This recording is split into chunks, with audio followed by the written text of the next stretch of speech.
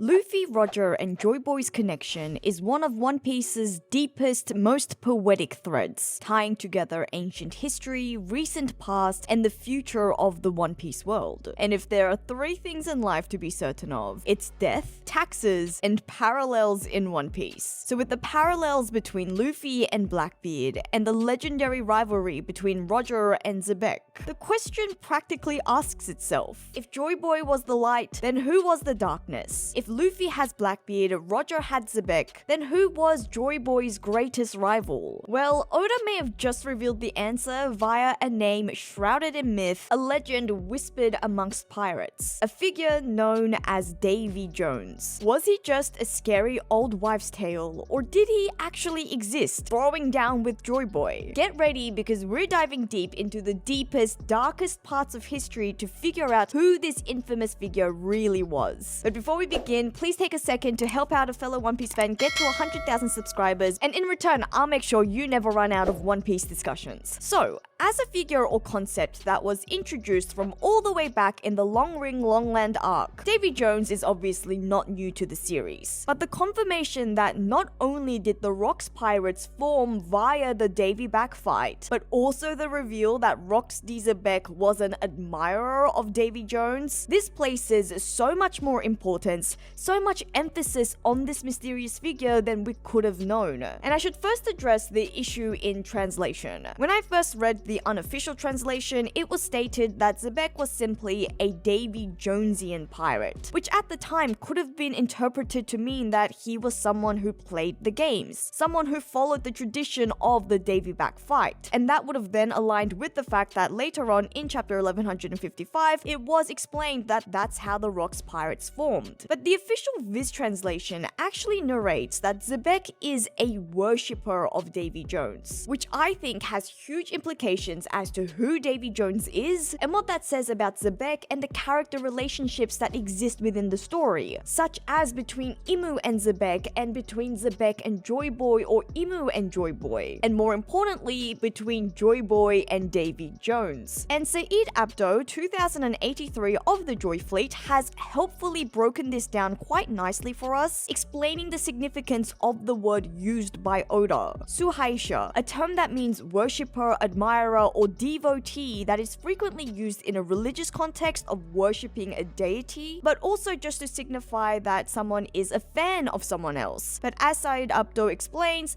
the term means more than just simply being a fan. It's a level of admiration that borders on almost a fanatical level of devotion. And this casts a very different light as to what we had known about who Davy Jones was in the series based on his first introduction. In chapter 306, Robin explained him to be a pirate from long ago, cursed by a demon to live deep down on the seafloor, which is why it said that any sunken ships or treasure gets locked away in Davy Jones's locker. This introduction paints the picture of a pirate of legend for sure, but not necessarily a legendary pirate, someone who is worthy of worship and admiration. It sounds much more like a myth, and is very similar to what Davy Jones means in our actual real world terms, because obviously Davy Jones is an idea that exists in our real world, and this is yet another example of Oda being inspired by real world history and mythology. In fact, in SBS volume 38, Oda actually explained that the real world legend of Davy Jones is a lying, no good, greedy deck chief who put all the crew's treasures into his own locker, a pirate so wicked that the devil himself cursed Davy to live at the bottom of the sea forever, including all his treasures where it could never be seen again. And actually, this reminded me a lot about Captain John, which is very interesting because there has been a lot of chatter about Buggy being somehow related to Xebec and Blackbeard, and obviously Buggy's story is very closely tied to Captain John's, which is something that I explored very recently, so I think you should check that out. But for now, originally the name Davy Jones is most commonly associated with Davy Jones's locker in our real world, a sailor's euphemism for death at sea, most often due to drowning, a metaphor for becoming lost lost to the seas forever without a trace, becoming a part of the abyss of the vast and wild ocean. And in a world where seafaring was the only mode of transportation between lands separated by water, a very dangerous journey as crews would have to sail through tempestuous currents and unpredictable winds. So sailors came up with not just a metaphor, but a personified way to illustrate this unpleasant, dreaded death at sea by giving drownings an almost human form. This became a living nightmare, which is why although death at sea is most likely the original meaning behind the term Davy Jones and Davy Jones's locker, Davy Jones has been interpreted and represented in various ways throughout the years, growing in importance and taking on new forms. For example, in the 1785 Dictionary of the Vulgar Tongue, David Jones is explained to be the devil, the spirit of the sea, called Necken or Drauga in northern countries such as Norway, Denmark, and Sweden.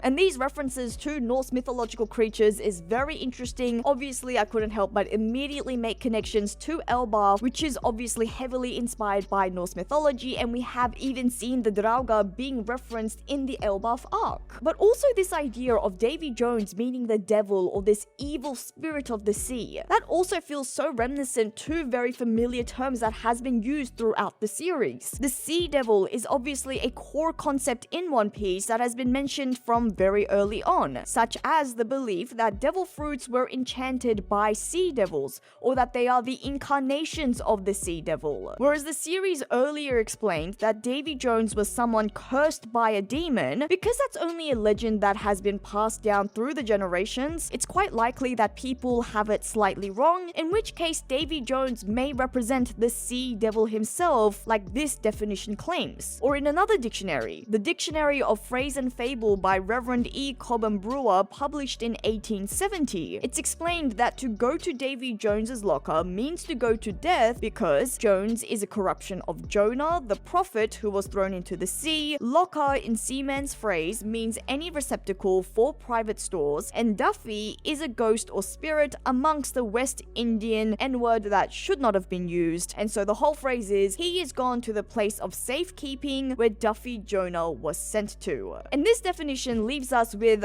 a lot of unpacking to do. Firstly, there's the whole biblical connotation with Jones supposedly referring to Jonah, a prophet who was thrown into the sea and swallowed up by a giant fish or whale for disobeying God. And the story of Jonah is actually indirectly referenced in One Piece already via Whitebeard's ship the Moby Dick, because Moby Dick in our real world was inspired by this biblical story. But the other element that I'm very drawn to is this idea of the Duffy. The Duffy, which can also be known as Duppy, is a term common to the Caribbean islands, which is a region that saw a lot of pirate activity. And this term generally refers to malevolent spirits, the soul of a dead person or a spiritual being. I've sort of understood it to be similar to how yokai is used in the Japanese language, but I'll let those who are more knowledgeable in mythology and linguistics correct me if I'm wrong, so if you're one of those people, then please let me know in the comments below. But the reason why this intrigues me so much is because, again, there is this recurring idea of a sea devil, this creature, this idea of the soul of a person. I can't help but make connections to Blackbeard as a man who really should be dead for consuming multiple devil fruits that has somehow survived. And there are theories about how that's the result of Blackbeard having multiple souls, something to do with his souls, which is another idea that I have expanded on more recently, so I would recommend you to go watch that video as well. But there have been other literary references and representations of Davy Jones over the years, one of the most significant ones being the Adventures of Peregrine Pickle in 1751. Here, Davy Jones is a fiend that presides over evil spirits causing shipwrecks, disasters, and woe to sailors. And that's really interesting to me because I think that quite fits with Zebek's representation in chapter 1155, someone who was disrupting the activity of other pirates at sea. But it also raised the question as to whether Davy Jones could actually be the man marked by flames, a malevolent individual causing shipwrecks. That sounds quite similar to someone causing whirlpools to repel other pirates. And then here, Davy Jones is also described to have saucer eyes, 3 rows of teeth, horns, tails, and blue smoke. And I actually thought that this appearance could actually be used to describe Imu, whom of course has also been depicted in reference to the devil very recently in the series. And then another very famous, very popular reference of Davy Jones in more recent times is of course in the Pirates of the Caribbean series, and here Davy Jones was combined with another very famous nautical legend of the Flying Dutchman, which is actually completely different. But of course, as always, Oda will include historical or mythological references in his story in a way that is completely his own. So we can't expect our real-world understanding or expectations of Davy Jones to align with how he will be represented in the series. So when it comes to One Piece, what we know for sure is that Davy Jones was a significant figure, someone significant enough to have worshippers of his own, with Rox and Davy being the most prominent figure known so far. But also so significant that pirates named a sacred game a sacred brutal tradition in his honor, the Davy Back Fight, a vicious game where pirate crews battle to steal each other's crewmates and even flags, your crew's identity, your crew's soul. And what these details suggest is that Davy Jones, he is yet another pirate who is very much associated with the darkness. He's a pirate that is aligned with the likes of Blackbeard and Zebek.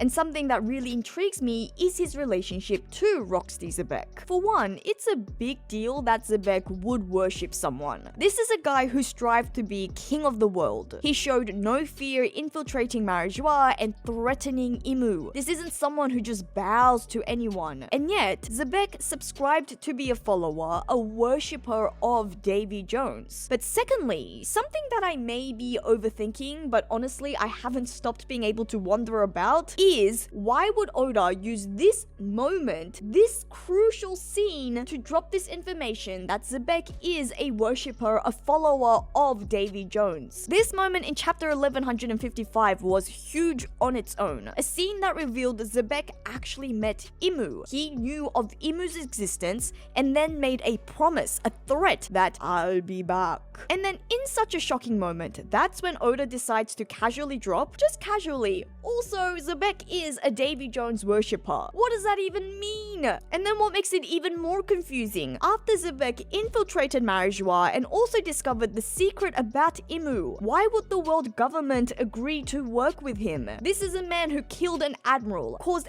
absolute chaos at the Reverie, endangered the lives of world leaders. This is someone the world government should want to avoid and contain. And yet it's explained that Zebek fulfilled his plan. He sort of became like a privateer, getting the sanction from the world government to take down Pirate Island, and then actually took it over for himself as a base to eventually rule the world. Which, by the way, I did predict in a very recent video of mine, so I highly recommend you to check that one out too. But that goes back to my point. Why would the world government, why would Imu have allowed that? It just doesn't really make sense to me. So the way that I've married the two ideas in my head is that this detail that Rox was a worshipper of Davy Jones may be actually very significant to the relationship between Rox and Imu. Almost as if the fact that Rox followed the Davy Jones tradition or his line of pirates influenced how Imu regarded Rox. Which is what leads me to wonder, was Davy Jones Joy Boy's rival?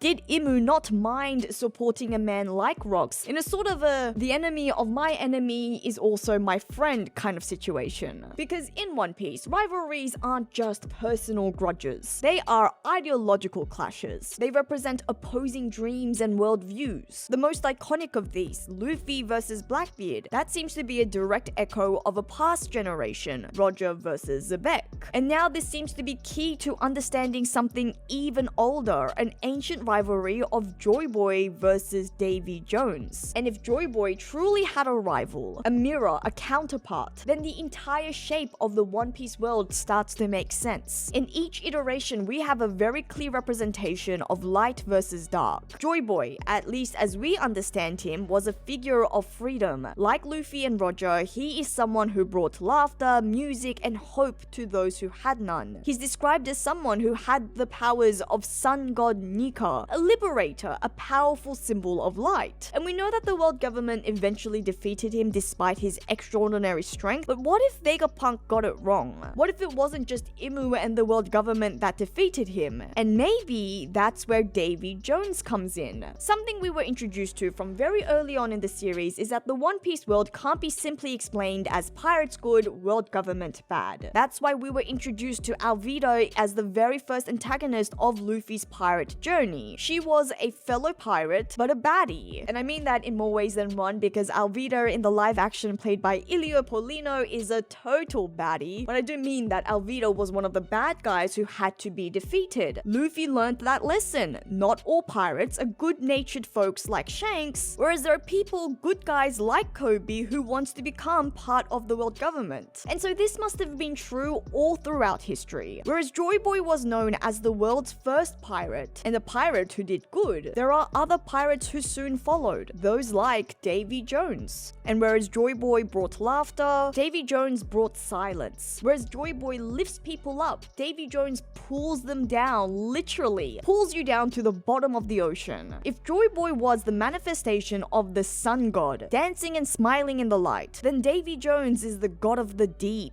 cold darkness, the abyss. Joy Boy, who stood with the people of the ancient kingdom, is known as a savior who tried to give the oppressed power, versus Davy Jones as representative of the deep sea, a sea devil who drags people down and captures anyone who tries to get too much power via the devil fruits. And then look at the patterns. Luffy, who wants to become the freest man alive, is hated by the sea, cursed to sink the moment he touches water, whereas Blackbeard, a man who might carry more than one soul, might actually be protected by the sea. His body defies nature like a creature born of the deep. After all, people have made countless theories about the nature of Blackbeard's body. His body being like an octopus, like a kraken, creatures of the sea. And then there's Roger, who laughed when he discovered the truth of the world, left behind a will that would eventually inspire an age of freedom, the golden age of piracy, versus Rox, who stood before Imu themselves,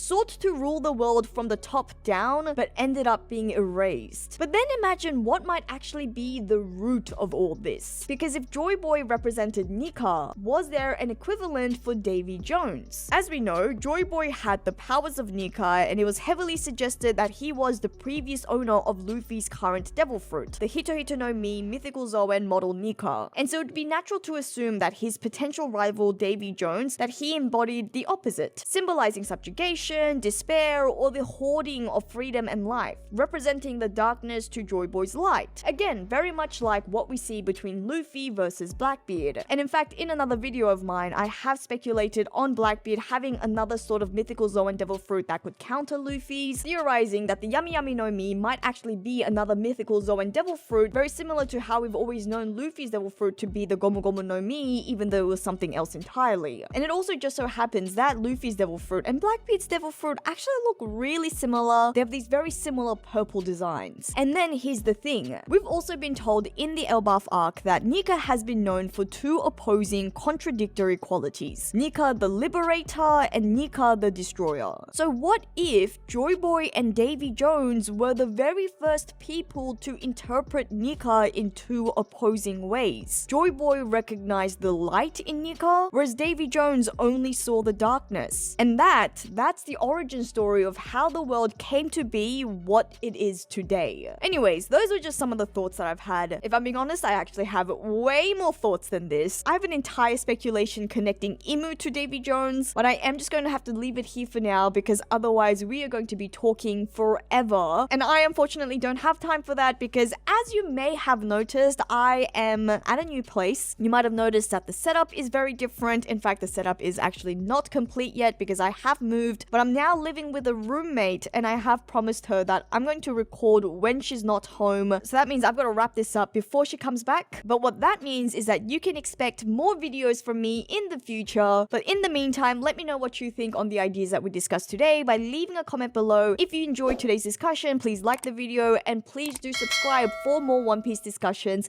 and also to help out a fellow One Piece fan get to 100,000 subscribers. You can also help support the channel further like these wonderful people by becoming a Patreon or channel member. But as always, thank you so much for listening to another one of my ramblings. This is JoyGirl and I'll see you again soon.